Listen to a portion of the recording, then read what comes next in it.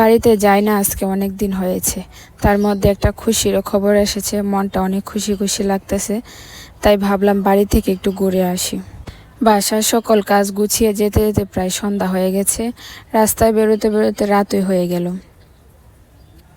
Hello everyone, আসসালামু আলাইকুম। কি অবস্থা সবার? সবাই কেমন আছেন?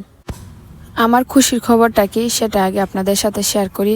আর আপনারা এখন আমার অনেক অনেক আপন এবং অনেক বড় একটা পরিবার। আপনাদের কাছে কোনো কিছু শেয়ার না করতে পারলে আমার এখন ভালোই লাগে না।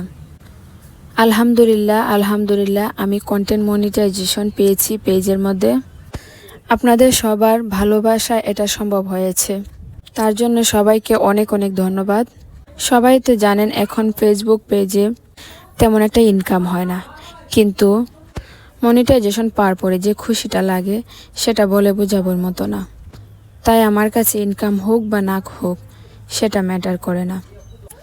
পেজে মনিটাইজেশন পেয়েছি সেটাই আসল।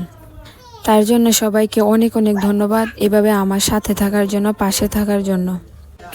সবাইকে একটাই কথা বলবো, সবাই নিঃস্বার্থভাবে কাজ করে যান। কারোর সাথে হিংসা না করে সবাই সবাইকে একটু সাপোর্ট করবেন। ছোটদের সবচেয়ে বেশি ভালোবাসা দিবেন, কারণ ছোটরাই বড় পেজগুলোতে বেশি ভালোবাসা দিয়ে থাকে।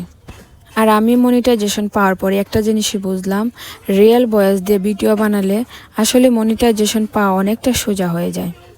তাই যারা তোমরা ফেসবুক পেজ নিয়ে কাজ করতেছো এবং কষ্ট করতেছো, তাদেরকে একটাই কথা বলবো, নিজের ভয়েস দিয়ে কাজ করো।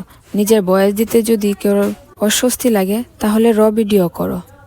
যেখানে ভিডিও করে যে সাউন্ডে আছে না থাকে না কেন সেটাই ব্যবহার করো। শুধু ঝগড়াঝাটি, মারামারি, বাচ্চার কান্না এগুলার আওয়াজ ব্যবহার করো না। আজকে রাতের বেলা বেরোতে পেরে অনেকটাই ভালো লাগতেছে। এই পাশ দিয়ে ট্রেন যাচ্ছে, কত সুন্দর ভিউ, দেখতে অনেকটাই ভালো লাগতেছে। অনেক বছর হয়ে গেছে রাতের বেলা কখনো বাবার বাড়ি আসা হয়নি।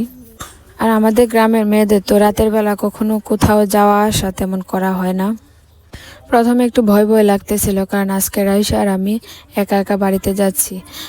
কিন্তু রাইসার আব্বু সিএনজি রিজার্ভ করে দিয়েছিল, তাই কোনো সমস্যা হয়নি, কারণ গাড়ি একেবারে আমার ঘরের কাছ পর্যন্ত যাবে। বলতে বলতে চলে আসলাম অলিপুরে। এখন রাস্তার মধ্যে কাজ করতেছে, তাই প্রচুর জ্যাম। অনেকটা জ্যামে কাটিয়ে এখন আস্তে আস্তে এই যে রওনা করলো।